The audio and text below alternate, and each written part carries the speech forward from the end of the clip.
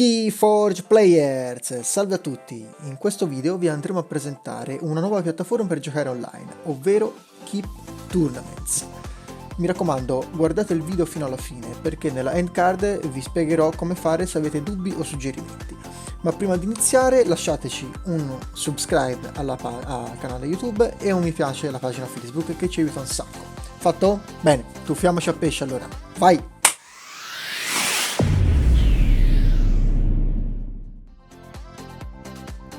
Allora, iniziamo con la home, la schermata principale di questo sito, e andiamo a vedere uno per uno i vari punti che la compongono. Partiamo da cosa vuol dire Keep, che come si intuisce dalla carta simbolo sta per Knowledge is Power, ovvero il team americano di giocatori competitivi che ha ideato la piattaforma.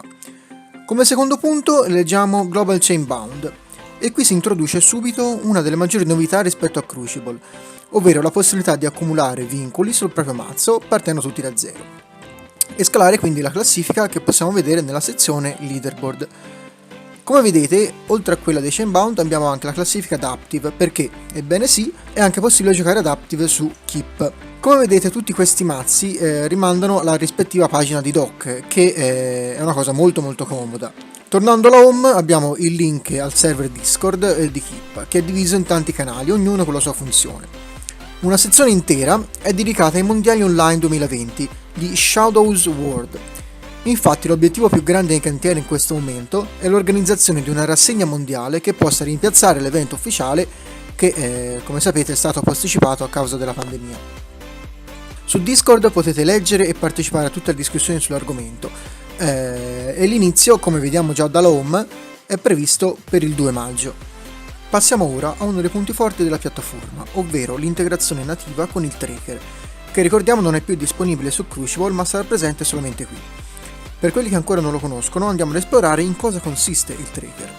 Si tratta di un'estensione che registra tutte le partite della piattaforma con diverse utilità, cominciando dagli achievement, ovvero una serie di obiettivi che ogni giocatore può provare a raggiungere cercando di scalare la classifica. Poi abbiamo lo storico a tutte le nostre partite che possiamo filtrare in 1000 modi a seconda di cosa vogliamo esaminare. E se si fa parte di un team è possibile richiedere a Grant Titus, lo sviluppatore, di inserire il nostro logo accanto al nome con un link che ci rimanda al nostro sito oppure, come nel caso del Team GG, al canale YouTube. Un'altra sezione del tracker è la Hall of Fame, dove è possibile vedere le classifiche dei maggiori utilizzatori delle varie carte. Ad esempio, se voglio scoprire chi è che al mondo ha giocato più volte il maglio, lo vado a cercare e tutti noi sappiamo chi è che si cela dietro a questo anonimo. Infine abbiamo la leaderboard, ovvero la classifica all time e quella mensile che vari giocatori hanno scalato con i loro mazzi. Io ricordo che tutto ciò è gratuito e viene sostenuto solamente dalle donazioni su Patreon dei giocatori, quindi magari dateci un'occhiata visto che lo utilizziamo tutti. Abbiamo finito la panoramica, adesso iniziamo a giocare. Per prima cosa occorre farsi un profilo nuovo.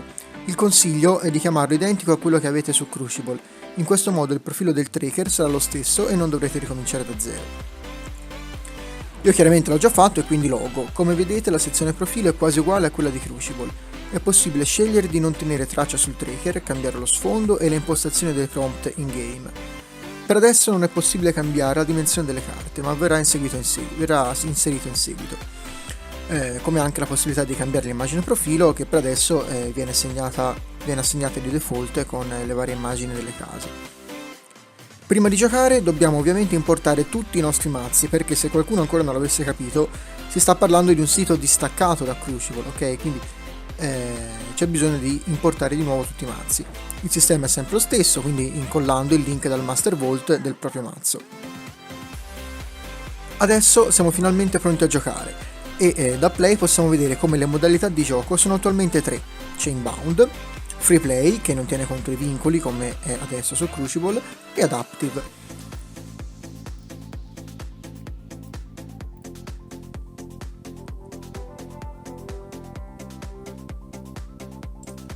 Andiamo a vedere come si presenta la schermata di gioco. L'impostazione è quella che su Crucible è data dall'estensione Crucible Add-ons, che qui invece è integrata. È possibile spostare la chat e vedere il deck avversario direttamente su dock, il che è estremamente comodo. Come vedete, essendo Chainbound, io parto con i vincoli che ho già precedentemente accumulato su questo mazzo all'interno della piattaforma. Ovviamente non c'entrano niente con i vincoli che il mazzo ha nella realtà, è una cosa all'interno di questa piattaforma. Ogni vittoria ti dà un vincolo e ogni sconfitta te ne leva uno, molto semplice. È probabile che al vostro primo accesso avrete le carte troppo grandi o troppo piccole, però basta fare CTRL+, e CTRL- oppure utilizzare la rotellina del mouse per adattarle al vostro schermo. Un altro consiglio è quello di giocare sempre a schermo intero e quindi pigiando F11 per avere una distribuzione dello spazio migliore. La piattaforma ha meno problemi di disconnessioni rispetto a Crucible, ma a seconda dell'orario in cui si gioca è possibile riscontrare del lag. Questo è dovuto al fatto che al momento, e Keep ricordo esiste solamente da 2 settimane, il server è solamente negli Stati Uniti, mentre Crucible lo ha solamente nel Regno Unito, quindi per noi dovrebbe risultare più veloce Crucible. Però Grant Titus mi ha assicurato che se le cose iniziano a girare bene, presto aggiungerà un server anche in Europa e quindi le prestazioni miglioreranno nettamente anche per noi in Italia.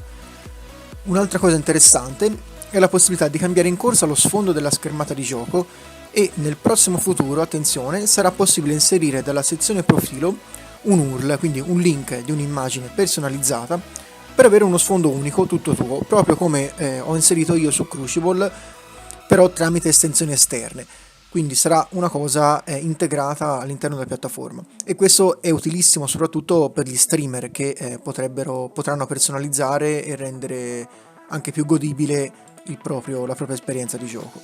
In futuro la volontà è quella di organizzare regolarmente tornei Chainbound adatti ai vari fusi orari, inserire nuove modalità di gioco, sia quelle ufficiali come ad esempio Triade, sia nuovi modi di giocare in un sistema che potrebbe essere simile agli eventi che noi del Team GG stiamo sperimentando con il Corona Tour.